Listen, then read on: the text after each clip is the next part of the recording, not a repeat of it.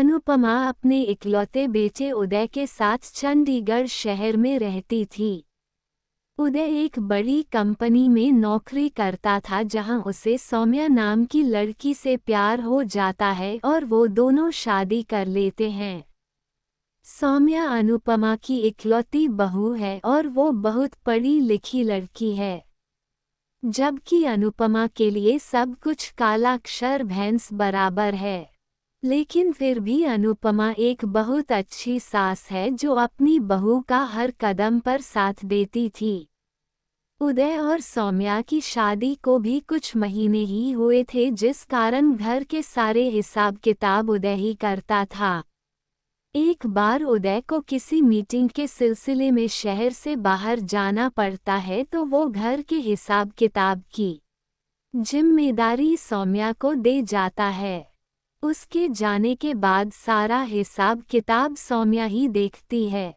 शादी के 3 महीने बीत जाने के बाद भी सौम्या को इस बात की भनक तक नहीं थी कि उसकी सास अनुपमा को जरा भी पढ़ना लिखना नहीं आता है और न ही कभी उदय ने सौम्या से इस बारे में जिक्र छेड़ा।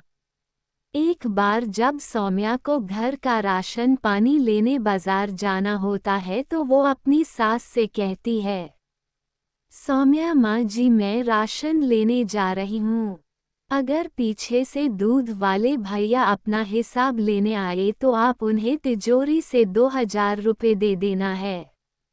अनुपमा हाँ बहू, तुम निश्चिंत होकर जाओ, मैं दूध वाले का हिसाब कर दूंगी।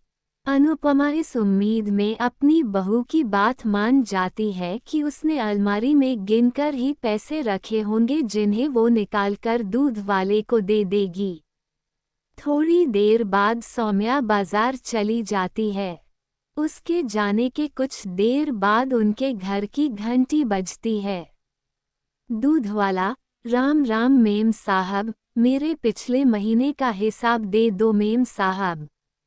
अनुपमा हाँ हाँ यहीं रुको, मैं अभी लेकर आती हूँ। अनुपमा दूध के पैसे लेने कमरे में जाती है और जैसे ही तिजोरी खोलती है तो उसमें बहुत सारे पैसे रखे होते हैं।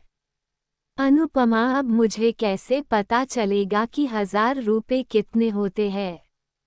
शायद बहू ने दूध के पूरे पैसे ही रखे हैं। एक काम करती हूँ, ये नोट की गड्डी दूध वाले को दे देती हूँ। जितना भी हिसाब होगा वो अपने आप देख लेगा। अनुपमा 2000 से ज्यादा पैसे ले जाकर उसको दे देती है और कहती है, अनुपमा अरे राम लाल, ये ले और एक बार मुझे ये पैसे गिनकर बता दे। अगर ज्यादा हो तो मुझे लौटा दे और कम हो तो वो भी मुझे बता दे। रामलाल ये बात भली भांति समझ जाता है कि अनुपमा एक अनपढ़ औरत है और उसे पैसों का बिल्कुल भी ज्ञान नहीं है। इस बात का फायदा उठाकर वो कहता है, दूधवाला माँ जी, पैसे पूरे हैं। मेरे इतने ही पैसे थे और हाँ बहुरानी से कह देना आज तक का मेरा पूरा हिसाब हो गया है। इतना कहकर रामलाल वहां से चला जाता है। कुछ देर बाद सौम्या बाजार से आती है और अपनी सास से कहती है, सौम्या सॉरी माँ जी, मुझे बाजार से लौटने में देर हो गई। आज बाजार में भीड़ इतनी थी कि क्या कहूँ। अच्छा माँ जी, क्या दूध वाले भैया अपना हिसाब ले गए? आपने उनका हिसाब कर दिया? आपको कोई परेशानी तो नहीं हुई न? अनुपमा नहीं नहीं बेटा, मुझे कोई परेशानी नहीं हुई और हाँ मैंने दूध वाले का हिसाब कर दिया है। वो कह रहा था कि उसका अब तक का सारा हिसाब हो गया। फिर भी तुम एक बार तिजोरी देख लेना कि कहीं पैसे कम तो नहीं हुए। इसके बाद सौम्या आकर अपने कमरे में जाती है और तिजोरी खोलकर देखती है तो वहाँ पैसे कम होते हैं। वो आकर अनुपमा से पूछती है, सौम्या माँ जी, आपने पैसे किसी और काम में भी खर्च किए हैं क्या? वहाँ से पैसे ज़रा ज़्यादा निकले हैं। बुरा मत मानिएगा, मैं तो बस इसलिए पूछ रही हूँ कि आपने कहीं पैसे ज़्यादा तो नहीं दे दिए, क्योंकि तिजोरी में पैसे 1000 रुपये से ज़्यादा निकाले हैं। अगर आपने किसी काम में खर्च किए हैं तो कोई बात नहीं, ये पैसा है। सौम्या की बात सुनकर अनुपमा सोचती है, अनुपमा, हे राम, कहीं मैंने दूध वाले को पैसे ज़्यादा तो नहीं दे दिए। फिर वो घबराते हुए अपनी बहू सौम्या से कहती है, अनुपमा, सच कहूँ बहू, तो मुझे पैसे गिनने नहीं आते और न ही मैं पढ़ी लिखी हूँ। मेरे लिए तो सब कुछ काला अक्षर भैंस बराबर है। मुझे लगा कि तुमने दूध के पैसे गिन कर रखे होंगे, सो मैंने उठाकर उसको दे दिए।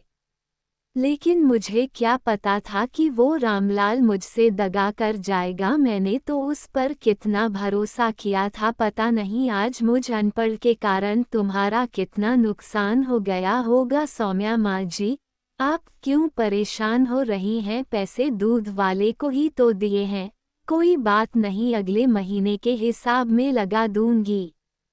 लेकिन माँ जी, एक बात बताए, अगर आपको पढ़ना नहीं आता तो आप ये बात मुझसे कह देते। उदय ने मुझे ये हिसाब किताब दिया तो मैं बिल्कुल नहीं चाहती थी कि हिसाब किताब मुझे मिले। मैंने जब उदय से कहा तो उन्होंने कहा कि हिसाब किताब तुम संभालना। फिर मैं मना नहीं कर पाई और न ही मुझे ये पता था कि आपको पढ़ना नहीं आता। अब सौम्या के मन में यह इच्छा जाग जाती है कि वो अपनी सास को पढ़ना लिखना सिखाएगी। इसलिए वो ऑनलाइन ऐसे स्कूलों को ढूंढने में लग जाती है जहां उनकी उम्र की महिलाओं को पाया जाता है। कुछ दिनों तक तलाश करने के बाद सौम्या को ऐसा एक स्कूल मिल भी जाता है। सौम्या, उदय, मैंने ऑनलाइन एक ऐसा स्कूल ढूंढा है जहां माँ जी की उम्र की औरतों को पढ़ाया लिखाया जाता है। मैं चाहती हूँ कि माँ जी भी स्कूल में जाएं और पढ़ना सीखें। उदय, तुम्हारा विचार तो बहुत अच्छा है सौम्या, लेकिन क्या माँ इसके लिए तैयार होगी? सौम्या, मैं कुछ नहीं जानती उदय, आप किसी भी तरह माँ जी को मना लो। उदय अपनी माँ से बात करके उन्हें स्कूल जाने के लिए मना लेता है। फिर वो दोनों जाकर अनुपमा का एडमिशन करवा देते हैं। अगले दिन उदय अनुपमा को स्कूल छोड़ आता है। कुछ दिन स्कूल में पढ़ने लिखने के बाद अब अनुपमा को पढ़ना लिखना आ जाता है। फिर एक दिन दूधवाला अपना हिसाब लेने आता है तो सौम्या अपनी सास को आवाज लगाकर कहती है, सौम्या माँ जी, जरा एक बार दूधवाले का हिसाब कर देना। मैं रसोई में कुछ काम कर रही हूँ। अनुपमा, ठीक है बहू, तुम अपना काम निपटा लो, तब तक मैं इस दूधवाले को निपटा कर आती हूँ।